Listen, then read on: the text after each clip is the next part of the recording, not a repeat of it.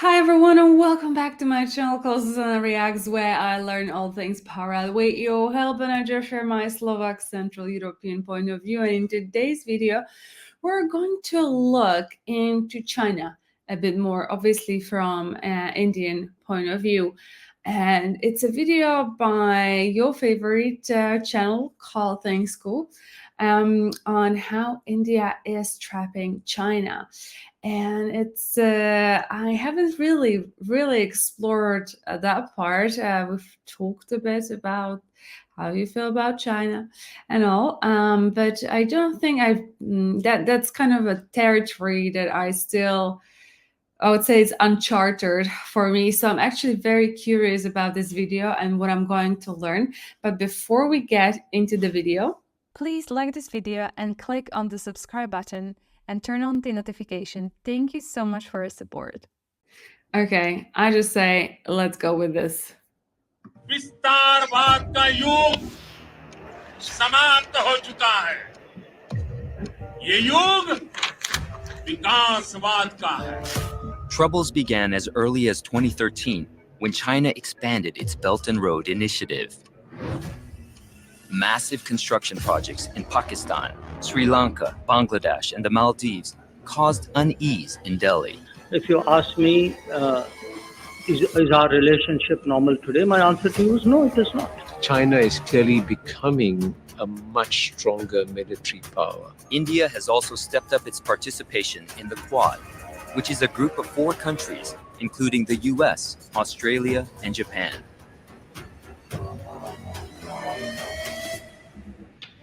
Hi everybody, in the past 3 episodes of the geopolitical series, we saw how China started with something called the Belt and Road Initiative to conquer the world trade.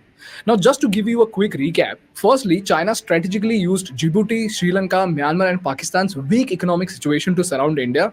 Secondly, China spent billions of dollars into building oil refineries, high-speed cables, railway lines and even gas pipelines to build an alternate trade route around India. And lastly, China is building an extremely strategic railway line from London to China and another railway line from China to Iran, passing through Kyrgyzstan, Uzbekistan, Turkmenistan, finally ending at Tehran in Iran. This is how China is literally building its own trade route to become an economic superpower. And in this process, China intends to surround its rivals like India and eventually gain military and economic advantage over the United States. This is what we have covered until now. Now, when China is doing so many things, India is obviously not a saint to keep quiet and let China become stronger, right? So the question over here is, what exactly is India doing to tackle the security implications of the Belt and Road Initiative? What is India's strategy to face China in case of a military conflict? And lastly, what are the study materials to help you understand India's geopolitical moves better? The answer to this lies in a very important quote by a historian named Alfred Thayer. In his theory of sea dominance, Alfred Thayer said that whoever conquers the Indian Ocean will dominate the whole of Asia. So let's try to understand why is the Indian Ocean so important in geopolitics.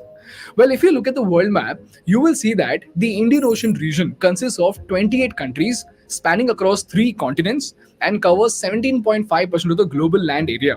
These countries include 21 members of an association called the Indian Ocean Rim Association. This includes major nations like Australia, Bangladesh, India, Indonesia, Iran, Kenya, Malaysia, Oman, Singapore, South Africa, Sri Lanka, Thailand, UAE and Yemen. Then there are 7 others who are not a part of this association, which includes Brunei, Cambodia, Maldives, Myanmar, Pakistan, Timor-Leste and Vietnam. And this region is home to over 35% of the world's population, which is around 2.6 billion people. Now, if you notice something very peculiar about all these nations that I stated, you will realize that the Indian Ocean region is home to some of the fastest growing countries in the world. Secondly, it is one of the most strategic regions in the world, which falls at the crossroads of the global trade itself. The Indian Ocean connects the international economies in the North Atlantic to the Asia-Pacific region. And secondly, the major sea routes that connect the Middle East, Africa and East Asia with both Europe and America also lie in the Indian Ocean itself. And what is absolutely mind-boggling about the Indian Ocean is that 80% of the entire world's maritime oil trade flows through just 3 narrow passages of the Indian Ocean. These passages are at the Strait of Hormuz, Strait of Malacca, and the Strait of Bab el Mandeb. These points are what we call as choke points. As in, if you choke these points, the major part of the world trade itself will come to a standstill. If this is very, very clear to you, let's understand these choke points better. The Strait of Hormuz is a strait between the Persian Gulf and the Gulf of Oman. The Strait of Malacca, as you know, is this place between the Malay Peninsula and the Indian Ocean island of Sumatra. The Bab el Mandeb is a strait between Yemen on the Arabian Peninsula, Djibouti, and Eritrea in the Horn of Africa. This strait connects the Red Sea to the Gulf of Eden. And apart from these three choke points, we have four more, which are the Mozambique Channel, the Suez Canal, the Sunda Strait, and the Lombok Strait. Now, if you remember from our previous episode, China has very clearly entered very close to all these choke points. To establish dominance over the Strait of Hormuz, China has the Gwadar port in Pakistan on a 40-year lease. And it also has its infrastructure and railway lines to Iran. To establish dominance over the Strait of Bab el Mandeb and the Suez Canal, China has debt-trapped Djibouti to build its naval base. And then, to capitalize on the Strait of Malacca, Sunda Strait, and the Lombok Strait, China has made strategic alliance with Indonesia to build its infrastructure projects. And if you go through the details of the Chinese relations very, very closely, you will see that China has already established very close relations with the Mozambique government and has established control over a port called the Dar es Salaam port in Tanzania. So in short, the world trade can be stopped within a jiffy if you have control over these choke points in the Indian Ocean. And at the same time, if you do not have control over these points, your enemy can block your trade in no time. And quite evidently, China has slowly extended its dominance over all these choke points. This is the reason why the Indian Ocean is an extremely crucial region with respect to maritime trade, and more importantly for India because of China. But the story does not end here. Apart from maritime trade routes, the Indian Ocean contains some of the most precious resources in the world. In fact, a large portion of the resources of the Indian Ocean is yet to be explored. And it is said that 16.8% of the entire world's reserves and 27.9% of natural gas reserves are in the Indian Ocean itself. And this is where the Indo-China conflict comes in. The string of pearls theory, very simply, is that China is trying to encircle India with a number of naval bases in surrounding countries in such a way that it's like a string of pearls around your neck, which the Chinese can then tighten to choke you and choke your neck. There is a Cold War that is created between India and China. The string of pearls theory has been discussed for more than a decade, and the Ukraine crisis has renewed interest in the subject. My answer to that has always been, even if they're trying to do it, which is debatable, I would say that India has a fairly robust neck, and that is not so easily strangled.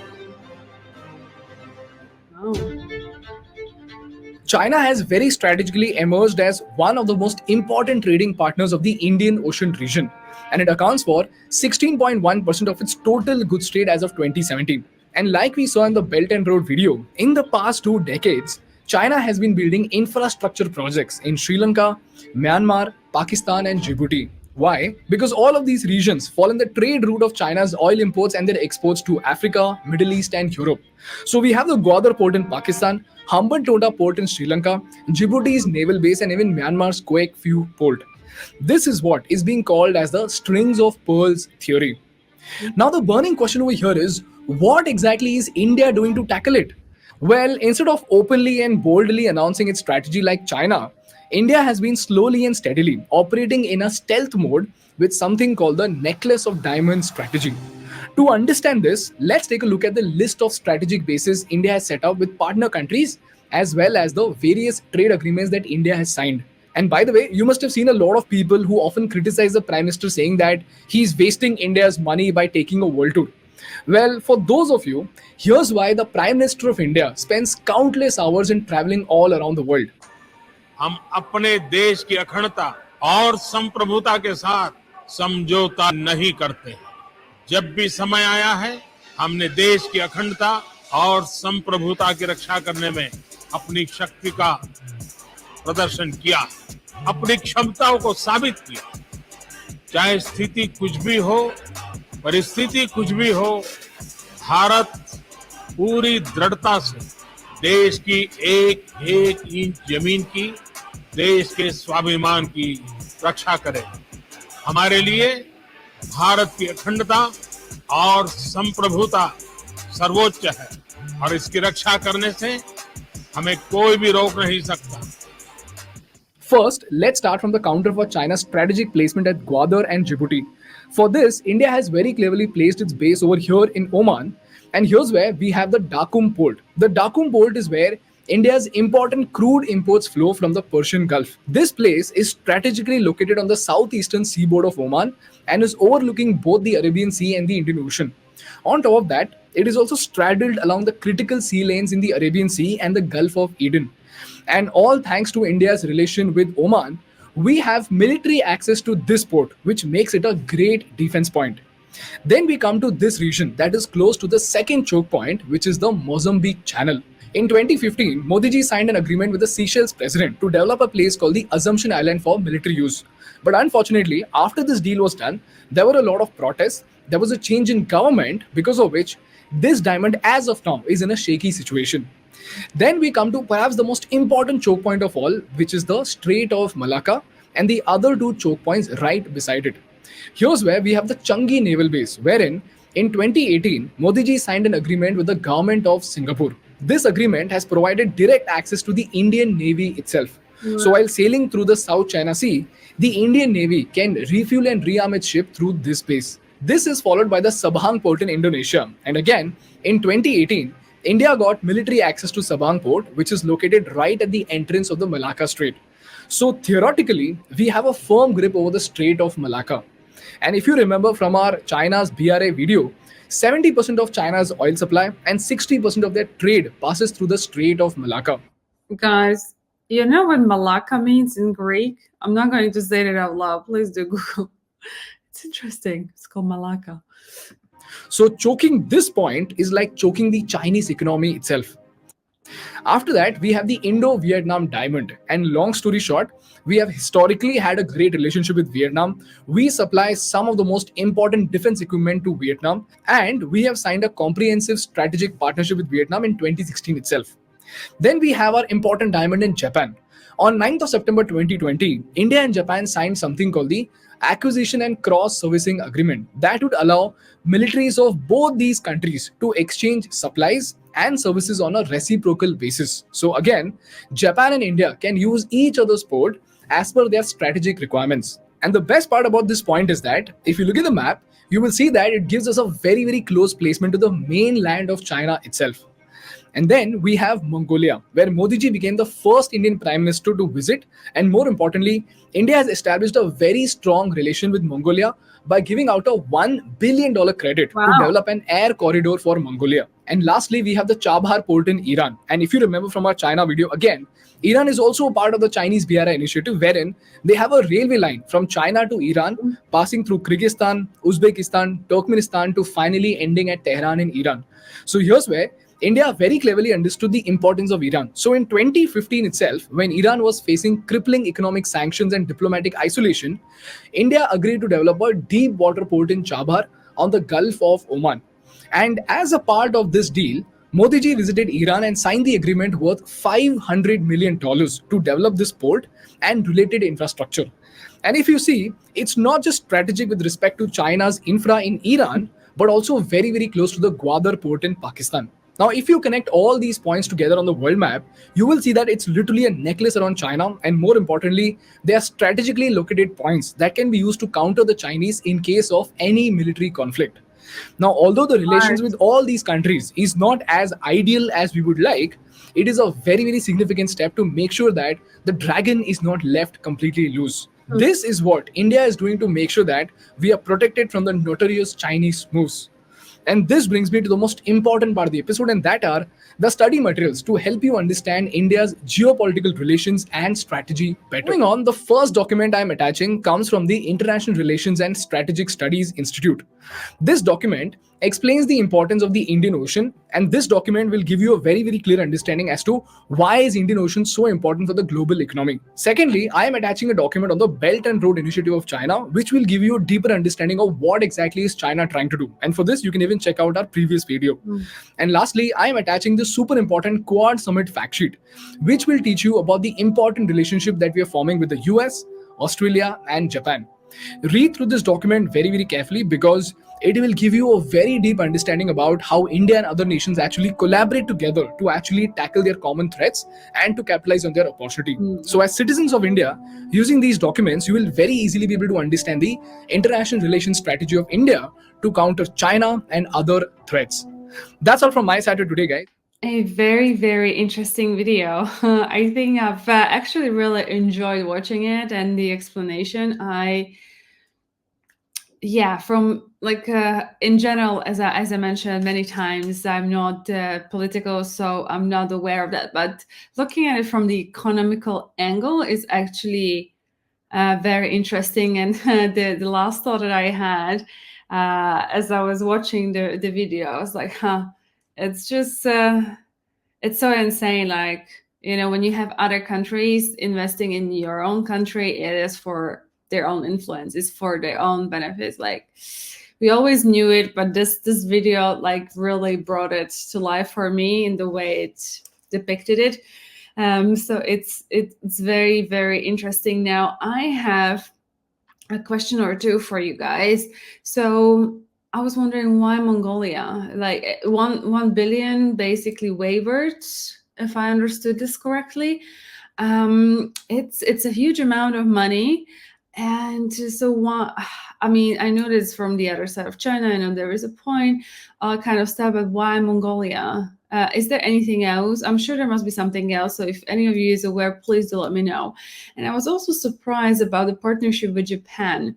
And you know, it's with the West that you guys are not so favor of. So I guess this type of knowledge is something that you would go out and seek on your own. It's not something that is going to be advertised on TV, which I don't watch anyway. But it's pretty fascinating. I heard about the Belt and Silk Road, I think it's called, before.